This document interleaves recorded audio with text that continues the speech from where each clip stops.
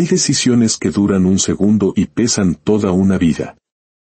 Decisiones que nos encuentran por sorpresa, en el lugar menos esperado, y nos obligan a elegir un camino sin saber a dónde conduce. La historia que están a punto de escuchar es sobre una de esas decisiones. Antes de sumergirnos en este relato, les invito a que lo compartan con alguien que necesite una pausa para reflexionar. A veces, un simple play puede ser un faro de luz. Su apoyo a nuestro espacio nos permite seguir creando contenido que inspire y nos haga pensar. Que la paz y la claridad acompañen siempre su camino.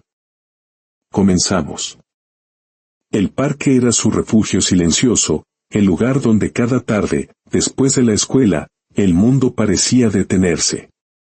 Los columpios se mecían solos, empujados por un viento suave, y el sol, a punto de ocultarse, teñía el cielo de un naranja cansado. Para la niña, era el único sitio donde sus pensamientos podían volar sin interrupciones. Caminaba sin prisa por el sendero de grava, pateando pequeñas piedras, hasta que algo rompió la armonía del paisaje. Sobre una banca de madera, solitaria y cerrada, había una maleta oscura. Se detuvo en seco. Su mirada recorrió el parque, buscando al dueño, a un adulto distraído que volviera por ella, pero no había nadie. El silencio del lugar parecía contener la respiración junto a ella. La maleta no era nueva, pero tampoco estaba descuidada. Tenía marcas de viajes pasados y un cierre metálico y grueso. Una mezcla de curiosidad y un miedo primitivo comenzó a crecer en su pecho. No era normal encontrar algo así, abandonado de esa manera. Su corazón latió más rápido mientras se acercaba, paso a paso, como si la maleta pudiera despertar. Al tocar el asa fría, sintió su peso. No estaba vacía. Tragó saliva, dudando. Una voz en su cabeza le gritaba que se fuera, que fingiera no haberla visto nunca, pero la curiosidad era una fuerza más poderosa. Se sentó en la banca, respiró hondo y deslizó el cierre, apenas unos centímetros. Lo que vio la dejó sin aliento. Fajos de billetes apretados, desordenados, llenando cada rincón del interior. No podía calcular cuánto dinero era, solo sabía que era más de lo que jamás había imaginado. Cerró la maleta de golpe, con las manos temblando. En su mente, como un relámpago, apareció la imagen de su casa, el rostro cansado de su madre, las noches en que la cena era escasa. De repente, el parque ya no se sentía tranquilo, sino amenazante. Cada crujido de hojas, cada sonido lejano, parecía una advertencia. Nadie la estaba mirando, pero ella sentía que algo fundamental había cambiado. En ese instante, sin saberlo, la niña acababa de cruzar una línea invisible, esa que separa la inocencia de las decisiones que pesan para siempre. Permaneció inmóvil por unos segundos, como si el cuerpo no le respondiera. El ladrido lejano de un perro la devolvió a la realidad. El parque seguía vacío, pero ahora parecía un lugar hostil. Tomó aire, se levantó y volvió a poner la mano sobre la maleta. El peso era real, demasiado real. Imaginó a alguien observándola desde la distancia, esperando el momento justo para reclamar lo que no era suyo. Pensó en un hombre furioso acusándola de ladrona, en patrullas, en gritos, en preguntas que no sabría cómo responder. El miedo le oprimía el pecho. Consideró dejar la maleta donde estaba y correr, pero ya no podía. Ahora sabía lo que había dentro, y ese conocimiento era una carga más pesada que el objeto mismo. El silencio se volvió insoportable. Recordó a su madre contando monedas sobre la mesa de la cocina, suspirando. Recordó las promesas rotas por falta de dinero. El contenido de la maleta dejó de ser solo un peligro para convertirse en una salida, una puerta imposible. Nadie la había visto llegar. Nadie sabía que estaba allí. La idea era tan tentadora como aterradora. Con manos temblorosas, tomó la maleta. No corrió. Caminó despacio, intentando parecer una niña normal que volvía a casa, aunque el corazón le golpeaba las costillas con una fuerza brutal. Al cruzar la salida del parque, no miró atrás. No sabía que, en ese mismo momento, alguien descubriría la ausencia de esa maleta. Y cuando eso ocurriera, la búsqueda no sería por dinero perdido, sino por la persona que se había atrevido a tomarlo. Caminó varias cuadras sintiendo como el peso del asa le marcaba los brazos. Cada esquina era una prueba. Miraba hacia atrás con disimulo, convencida de que en cualquier momento alguien la detendría. Pero no ocurrió. El ruido de la ciudad seguía su curso, indiferente a su secreto. Al llegar a su barrio, el contraste fue brutal. Calles estrechas, casas desgastadas, rostros conocidos que la saludaban sin notar nada extraño. Nadie podía imaginar que llevaba consigo algo capaz de cambiarlo todo. Entró en su casa, cerrando la puerta con una suavidad exagerada. Dejó la maleta en el suelo y la observó como si fuera un animal salvaje. La abrió de nuevo, esta vez por completo. Los billetes seguían allí. Sintió miedo, pero también un extraño y profundo alivio. Por primera vez, pensó que tal vez los problemas podían desaparecer. Se sentó frente a la maleta e imaginó soluciones: comida, ropa nueva, las cuentas de la casa pagadas. Pero junto a esas imágenes, una pregunta incómoda se abrió paso. ¿Y si ese dinero no era limpio? ¿Y si pertenecía a gente peligrosa? El pensamiento la hizo estremecerse. No sabía de crímenes ni de mafias, pero intuía que nadie abandona tanto dinero sin una razón oscura. Aún así, la necesidad hablaba más fuerte que la prudencia.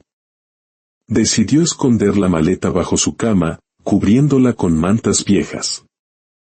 Al hacerlo, sintió que ocultaba algo más que billetes. Ocultaba una parte de sí misma. Esa noche casi no durmió. Cada ruido de la calle la hacía saltar. Afuera, la ciudad seguía su ritmo, pero en algún lugar, lejos de su casa, un error grave había sido descubierto. La maleta no estaba donde debía. Y alguien ya había empezado a reconstruir el último lugar donde fue vista. A la mañana siguiente, la niña despertó con la sensación de haber vivido una pesadilla que no podía contar. Se levantó despacio y miró debajo de la cama. La maleta seguía allí. El alivio fue inmediato, pero breve. Ese objeto ya no era una promesa, sino una responsabilidad que no sabía cómo manejar. De camino a la escuela, cada adulto le parecía sospechoso. Un hombre apoyado en un poste, una moto detenida demasiado tiempo, una mirada que duraba un segundo más de lo normal.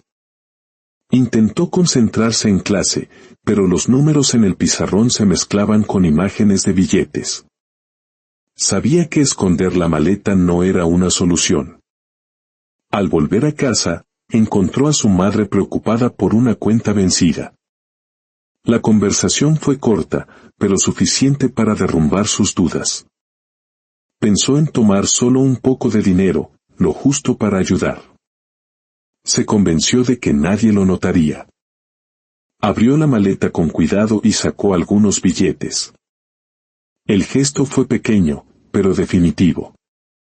Acababa de cruzar la línea entre encontrar algo y usarlo. El peso moral fue mayor que el físico. Guardó el dinero en su mochila y respiró hondo. No se sentía feliz, tampoco culpable. Se sentía atrapada. Mientras tanto, en otro punto de la ciudad, dos hombres revisaban cámaras de seguridad y hacían llamadas. Ya no buscaban solo el dinero. Buscaban señales, movimientos, rostros. Y sin saberlo, la niña acababa de dejar la primera huella que permitiría seguirle el rastro. El dinero no había aparecido por accidente. En una oficina discreta, lejos del parque, un hombre miraba la mesa vacía donde debía estar la maleta. No levantó la voz. No golpeó nada. Su silencio era peor que cualquier grito. Ese dinero tenía un destino y un tiempo exacto. Perderlo significaba darle explicaciones a gente que no aceptaba errores. Las llamadas comenzaron. El parque fue el último punto confirmado. No había suficientes cámaras, pero sí testigos vagos, una anciana, un vendedor ambulante, un guardia que recordaba vagamente a una niña caminando sola. Nada concreto, pero suficiente para encender las alarmas. El dinero no era solo efectivo, era control, favores, silencios comprados. Recuperarlo no era una opción, era una obligación. La búsqueda no sería rápida ni ruidosa. Sería paciente y metódica. Se rastrearían gastos inesperados, deudas saldadas de repente, cambios mínimos en la rutina de los barrios cercanos. Nadie sabía aún quién tenía la maleta, pero estaban seguros de algo: cuando se descubre a quien toca lo que no debe, el castigo no siempre es inmediato. A veces, llega despacio, cuando la víctima ya cree que está a salvo. Los días siguientes transcurrieron con una calma engañosa. La niña siguió yendo a la escuela, intentando actuar con normalidad. Sin embargo, cada gesto le parecía observado. Un vecino que la saludaba con demasiada amabilidad, un carro desconocido detenido en la esquina.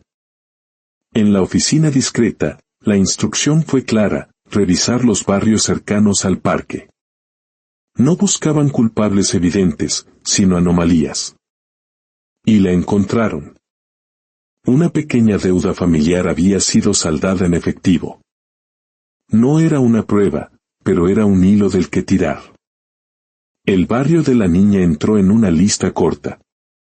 La madre notó que algunas cuentas estaban cubiertas. No preguntó demasiado. Agradeció en silencio, quizás por miedo a la respuesta. La niña bajó la mirada, sintiendo un nudo en el estómago.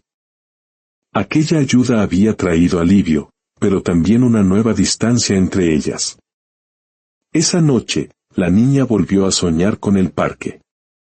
Soñó con la banca vacía y una maleta que ya no podía devolver. La rutina del barrio se rompió con detalles sutiles.